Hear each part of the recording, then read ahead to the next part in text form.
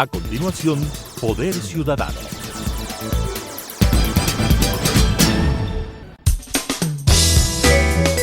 Clasificación B, bajo supervisión de un adulto.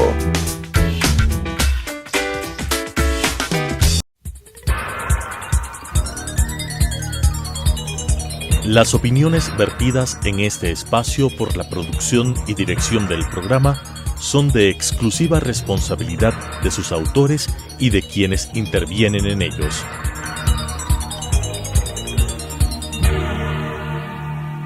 Telesucesos Canal 29 UHF presenta Poder Ciudadano, una ventana construida desde la visión plural ciudadana para la expresión de sus anhelos, demandas y aspiraciones, con la conducción del doctor Patricio Gijón. Poder Ciudadano.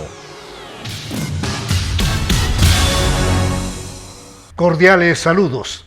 Mi invitado de esta noche es abogado, constitucionalista, académico, pero ante todo ciudadano intachable. Doy la más cordial bienvenida al doctor Ismael Quintana y le pregunto, ¿el Ecuador goza de estabilidad y de seguridad jurídica? Bueno, buenas noches, don Patricio, gracias por la invitación. Un saludo para quienes nos están mirando y escuchando. Eso es difícil señalar en un país en el que semanalmente uno encuentra problemas a nivel institucional. Y claro, cuando los problemas políticos trascienden a las instituciones, estas no empiezan a trabajar como corresponde. Y cuando no trabajan como corresponde, generan caos. Y el caos se plasma primero en el tema jurídico. Por eso es que ahora usted tiene conflictos en la función judicial, un Consejo de la Judicatura totalmente deslegitimado.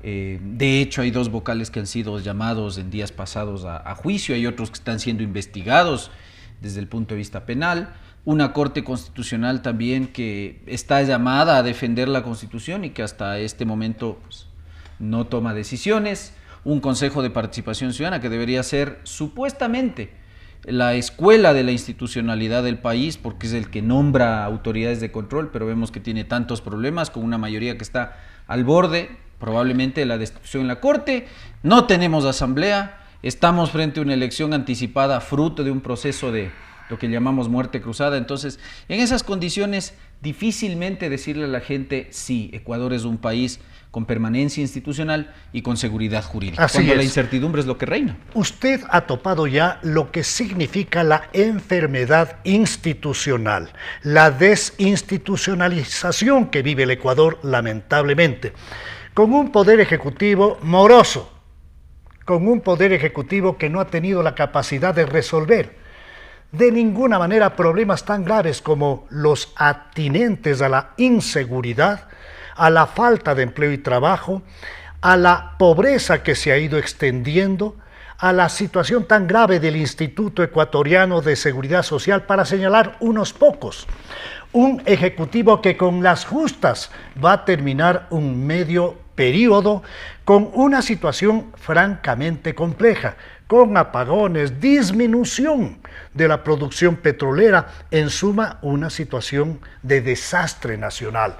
Un legislativo que fue echado a la casa con el aplauso de toda la gente a partir de la suscripción de la muerte cruzada. Y lo que usted señalaba, un organismo que debería ser un ejemplo de participación ciudadana, de control social, que por el contrario se ha convertido para mí en el ejemplo más claro de cómo se pervierte la institucionalidad en el Ecuador. Un organismo que se ha convertido en un comité electoral. Ahora bien, en medio de todo esto, la Corte Constitucional tiene que decidir apegada a la norma suprema. ¿Cuál es la previsión que tiene el constitucionalista frente a este deber de la Corte Constitucional?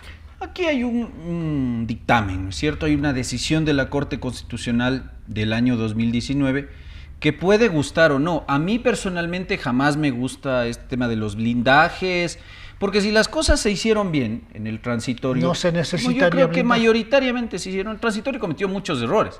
Entre los errores fue el tema de no haber nombrado contralor, por eso estamos ahora en esta disputa también ahí interna en el Consejo de Participación Ciudadana.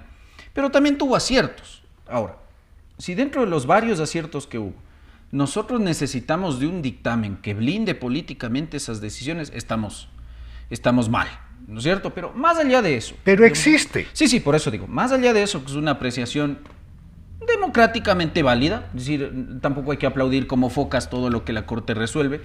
Creo que en ese fallo hay más apreciaciones políticas que jurídicas y nunca me gustó. Yo siempre lo cuestioné. Pero más allá de eso, el dictamen está dado. Y ese dictamen constitucionalmente es de obligatorio cumplimiento y de definitiva instancia. Y le prohíbe al Consejo de Participación Ciudadana, insisto, guste o no, la revisión de las decisiones tomadas por el Consejo Transitorio que operó entre 2018 y 2019.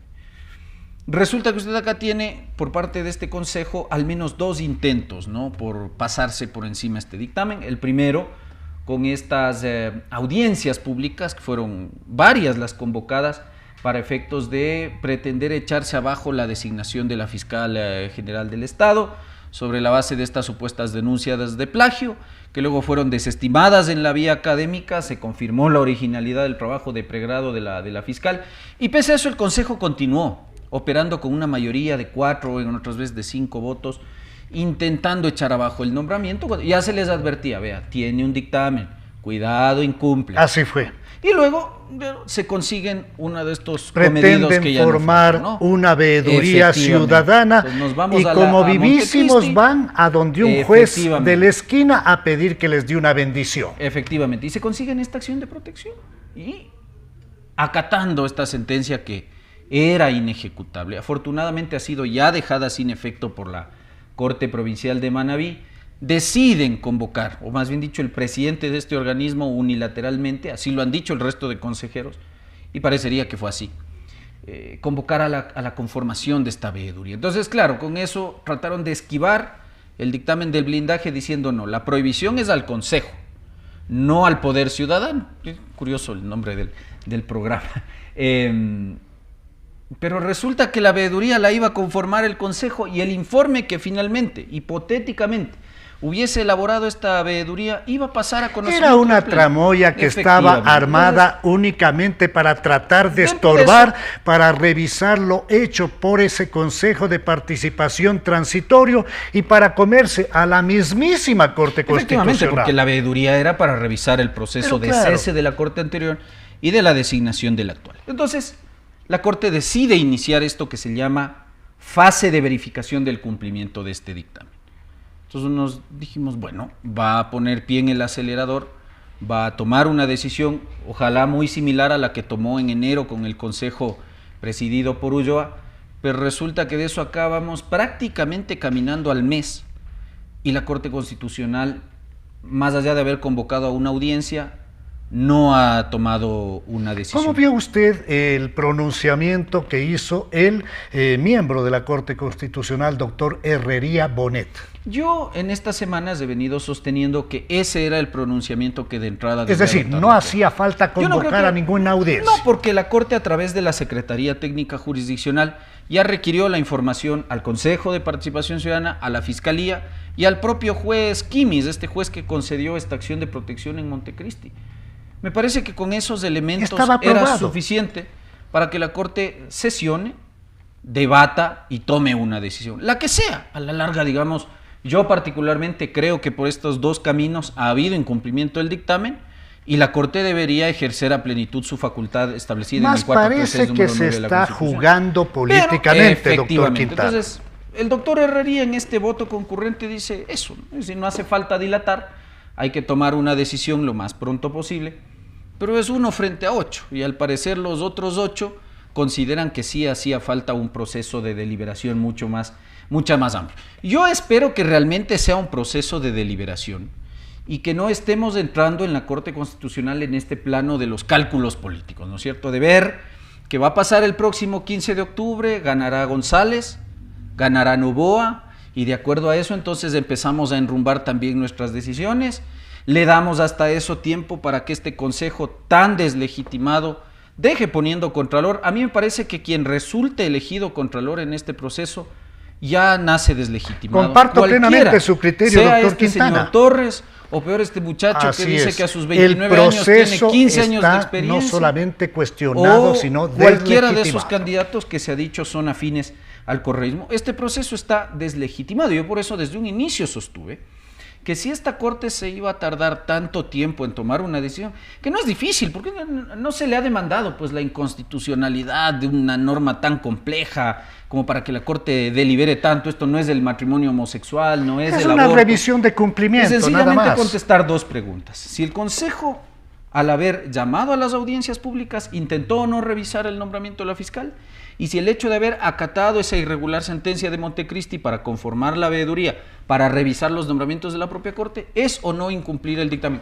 Nada más. Se ve muy claro cuando un experto en ¿no? materia constitucional, como el invitado de esta noche, así lo establece, con claridad, con precisión. Mas esto no ha venido ocurriendo. Este programa se está grabando el jueves 5 de octubre. Y sale precisamente el viernes 6 de octubre. Y es posible que hasta que se emita el programa, la Corte Constitucional haya destituido, que es lo que a mí me han dicho mis fuentes, al presidente del Consejo de Participación Ciudadana, Ale Vera, y le haya salvado a 3 de los integrantes de ese consejo. ¿Cuál sería su criterio frente a esa posibilidad? Bueno, entonces quiere decir que la Corte ha puesto un parche. Esto es más o menos como cuando uno jugaba fútbol con los amigos del barrio, ¿no? Y la pelota se ponchaba, entonces uno le ponía un parchecito para poder continuar el peloteo, el juego. Me parece que eso es lo que haría la Corte acá, es decir, ponerle un parche a una pelota que ya no sirve para continuar el juego de la institucionalidad. ¿Por qué razón? Porque, insisto, aquí hay dos cosas que la Corte tiene que revisar. Es decir, cierto es que en el tema juez de Montecristi y veeduría para revisión del nombramiento de la Corte, al parecer, de la información que los propios consejeros dieron en la audiencia del pasado 25 de septiembre, al parecer ahí hubo una actuación unilateral del vocal presidente del Consejo, me refiero a este señor Vera. Pero ocurre que en el tema fiscal general del Estado no operó pues el señor Vera solo, ¿no? Ahí hay unas resoluciones del Pleno del Consejo con 5 votos, ni siquiera con 4, con 5. En definitiva, la Corte Constitucional tiene que revisar la inconducta de los 5. Me parecería, de los 7 en realidad. Ya. Porque también, digamos, la Corte en su jurisprudencia ha determinado que las sentencias y dictámenes constitucionales se pueden incumplir por acción, ¿no es cierto? O también por omisión, ¿cómo no? ¿Ya? Entonces, si la Corte sigue el análisis que hizo en el caso Consejo de Participación de Ulloa y otros, debería destituir a todos. Es decir, en el caso de Ulloa, la acusación fue que todo el organismo colegiado omitió el deber de designar al vocal presidente del Consejo de la Judicatura, pese a que ahí había consejeros de participación ciudadana que probaron en la audiencia que sí habían requerido por escrito al presidente Ulloa en ese tiempo la convocatoria al Pleno y la continuación del proceso de designación. Es muy seguro ahora, que en las próximas horas se va a tomar una decisión. Habíamos hecho un breve apunte en relación a los problemas institucionales que agobian al Ecuador, con una serie de problemática y de enfrentamiento, Consejo de la Judicatura enfrentado con la Corte Nacional de Justicia, una serie de problemas que incluso involucran a vocales del Consejo de la Judicatura en temas penales, una situación de choque muy fuerte, una falta de credibilidad en las instituciones, una penetración de narcomafias pervirtiendo el sistema democrático y teniendo presencia muy clara en algunos organismos públicos, poniéndole al Ecuador en una situación gravísima. El asesinato al candidato Fernando Villavicencio determinó en qué grado se encuentra realmente la institucionalidad y hasta ahora no existe luz, y tenemos el hecho que muchos han aplaudido, otros miramos con cierto grado de resquemor, que desde el exterior se pone un valor para quien dé información, y asimismo se escucha que se habrían suscrito algún tipo de convenios internacionales para la operación o para la coordinación o colaboración de tropas extranjeras. En medio de todo esto, primero le pregunto al experto, ¿cuál es su versión de cómo pervirtió el sistema democrático los 10 años del correísmo? Bueno, sin duda alguna, Es que volvemos siempre al Consejo de Participación Ciudadana, que es la joya de la corona. El Consejo de Participación Ciudadana nombra a prácticamente todos los estamentos de control del Estado, incluyendo a los que integran la función electoral. En Ecuador tenemos a partir de 2008... Arma la institucionalidad, en definitiva. Exactamente. Sí, solo le falta nombrar presidente y Asamblea Nacional, porque el resto nos pone todo. Nos pone contralor, nos pone fiscal, procurador, superintendentes, Consejo de la Judicatura, electoral. Y a través de eso, jueces, Consejo Electoral, Tribunal Contencioso Electoral, indirectamente participa en la designación de la Corte Constitucional, Defensor del Pueblo, Defensor Público. Es decir, hemos hecho un recorrido de toda la parte orgánica de la Constitución. Pero eso es correísmo, pues. Efectivamente. Ese es un invento. Este mal invento del correísmo hizo entonces que Correa concentre su poder en este CPCCS y a través de ese CPCCS pueda poner a su gente, a sus leales en el Consejo Electoral y en el Tribunal Contencioso Electoral, ya refiriéndonos al tema de el sistema de partidos y todo esto. Y además, a través de sus mayorías aplanadoras en la legislatura, se construyó este deficiente Código de la Democracia, nuestra ley orgánica electoral, que permite que permeen este tipo de cuestiones a los partidos políticos. Entonces usted dejó entrar a cuestiones que son anómalas, a cuestiones que riñen con la ley, a la política. Se dinamitó también a los partidos políticos, doctor No hay control Quintana. De los aportes de las campañas. Se dinamitó a los partidos políticos y se abrieron las puertas a la consolidación de grupos electorales. Efectivamente, usted tiene estos grupos, usted bien lo dice, estos grupos electorales, partidos satélite que se llaman, que asoman en las elecciones seccionales o cada 4 años con dueños de un partido. Entonces no son organizaciones políticas con claros postulados. Con ideología, con organización interna, con escuelas de participación. Lo que son agrupaciones que pertenecen a un dueño y que están sometidas al alquiler electoral. Así es. Con la anuencia, insisto, de la ley electoral y a vista y paciencia de un Consejo Electoral y de un Tribunal Contencioso Electoral que no han sabido sancionar esta clase de inconductas. Entonces, claro, cuando usted empieza a minar el poco sistema de partidos políticos que teníamos en Ecuador, el resultado es esto, lo que tenemos ahora, un candidato presidencial lamentablemente asesinado. Yo particularmente no iba a ser elector de Fernando Villavicencio, pero lamento profundamente la muerte del candidato, el asesinato del candidato. Entonces, eso nos debe llevar a debatir en qué etapa de putrefacción se encuentra el sistema de partidos políticos y todo lo que conlleva la organización Quintana, de un proceso ¿cómo electoral salir de este espacio de putrefacción que usted así lo ha llamado? Ahora bien, últimamente se ha escuchado que el gobierno de Lasso Mendoza ha suscrito convenios con los Estados Unidos de Norteamérica.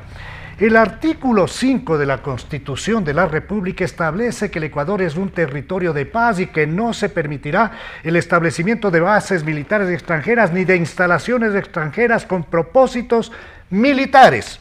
De otro lado, el 425 establece el orden jerárquico, el 424 establece que la Constitución y tratados internacionales de derechos humanos ratificados por el Estado que reconozcan derechos más favorables a los contenidos en la Constitución prevalecerán.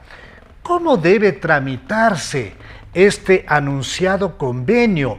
Este es constitucional. ¿Cómo se lo constitucionaliza en función de evitar que exista una infracción constitucional? Ahora, el problema de eso, don Patricio, es que el gobierno ha manejado esto hasta aquí con un secretismo tal que ni siquiera los miembros de la Corte Constitucional conocen el contenido de ese supuesto acuerdo.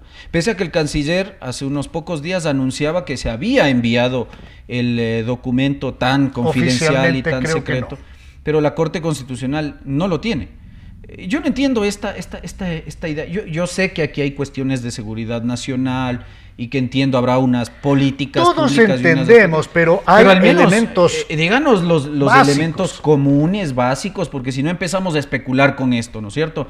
Entonces le da pábulo para que el correísmo, a días de una elección en segunda vuelta, empiece a decir que hemos vuelto a los años 90. Que estamos no entregando solo por el los territorio. apagones, sino porque hemos vuelto a este tema de entregar soberanía supuestamente a otra nación, como es el caso de los Estados Unidos. Entonces, mientras no conozcamos a ciencia cierta en qué consiste este convenio o este acuerdo de cooperación entre Estados Unidos y nosotros, bueno, esto se presta para el jugueteo político. Yo sí quisiera saber busquemos qué es lo que ha pasado, una mirada ¿no? positiva, doctor Quintana. ¿De qué manera objetivamente, constitucionalmente tiene que operar el gobierno para que funcione una colaboración internacional en la lucha en contra del narcotráfico? Bueno, yo creo que nosotros tenemos Fuerzas Armadas, tenemos nuestra Policía Nacional, y creo que la mejor cooperación sería que entonces Estados Unidos nos capacite, ¿no es cierto? Nos brinde conocimiento. Pero se está hablando de la posibilidad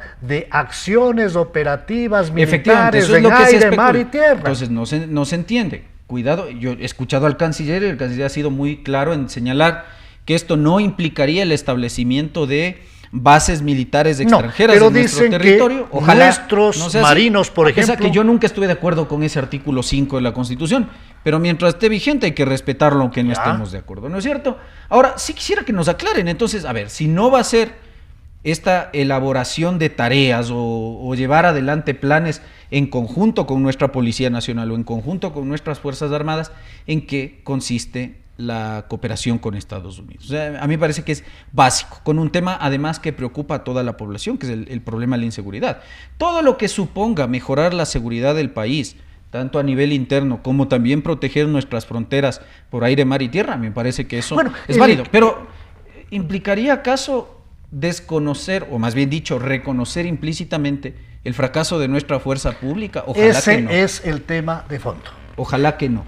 Por eso yo le pedía al experto que hagamos una mirada más bien positiva, porque en términos ya de una objetividad esto se puede manosear e interpretar como el reconocimiento del fracaso de la institucionalidad. Sí, ojalá que no.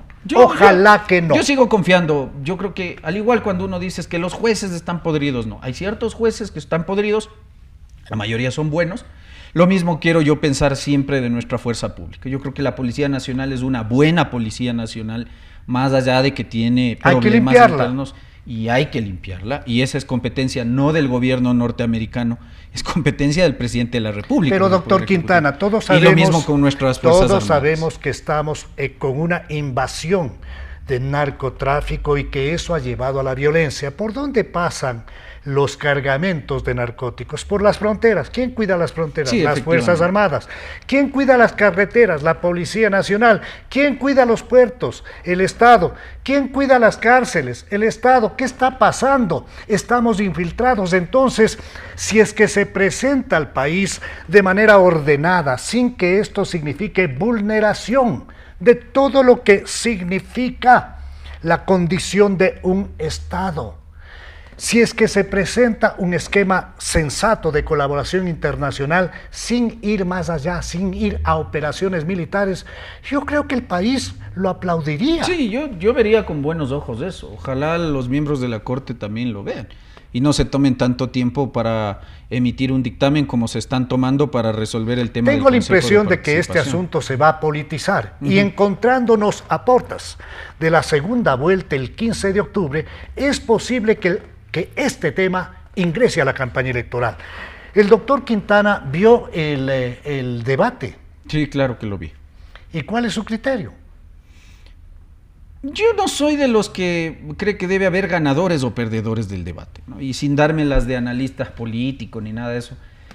Creo que en el caso de los votantes de Noboa hubo una sobreexpectativa de él en comparación con lo que ya ocurrió, porque fue la sorpresa en el primer debate. Me parece que fue un fracaso la intervención de Noboa el domingo pasado, lo debo decir con toda franqueza. A mí no me gustó. ¿Usted votaría por Luisa González? No, jamás. No he votado nunca ni votaría por el correísmo, pero tampoco votaría por Noboa solo por rechazo al correísmo. Nunca ha sido esa mi posición. En el último minuto del programa González, solo hay que decir una cosa. Sí. González mostró una mejoría. Sí, y bueno, las encuestas que el tema de asesoramiento, tema siguió el libreto. Me parece que González siguió un libreto. Sí. Y no se salió de eso. En el último minuto del programa Poder Ciudadano, agradeciéndole al doctor Ismael Quintana por su participación en esta noche. Le dejo con la teleaudiencia para que dirija un mensaje. Yo creo que retomando un poco este tema electoral, vimos el debate, hubo una gran cantidad, al menos los expertos en comunicación, en marketing político, dan cuenta de que alrededor de 10 millones de personas vimos el debate el domingo pasado. Eso es fundamental, porque la idea del debate no es que los candidatos vayan a pelear, sino que nos expongan a los electores cuáles son sus propuestas y cómo las van a resolver, además en un gobierno de duración tan corta. Así que el 15 de octubre tenemos esa posibilidad de decidir el retorno a las autocracias, que es lo que nos ofrece la señora González, o de también dar un salto al vacío con un candidato que está estrenándose en política y que no sabemos realmente para dónde va, ¿no? Eso es lo que más que el salto al vacío, yo creo que hay que probar con la juventud y con una propuesta fresca que ojalá nos permita encontrar un sendero en democracia para resolver o al menos iniciar la solución de los enormes problemas que tiene el Ecuador. Con ustedes nos volvemos a encontrar en la señal de Telesucesos el próximo viernes a las 19:30, el domingo a las 21:30 y luego estaremos en redes sociales. Una buena noche.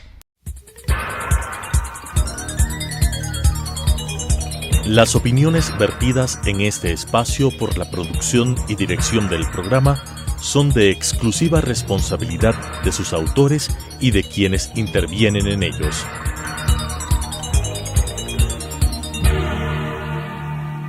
Telesucesos Canal 29 UHF presentó Poder Ciudadano, una ventana construida desde la visión plural ciudadana para la expresión de sus anhelos, demandas y aspiraciones, con la conducción del doctor Patricio Picón. Poder Ciudadano.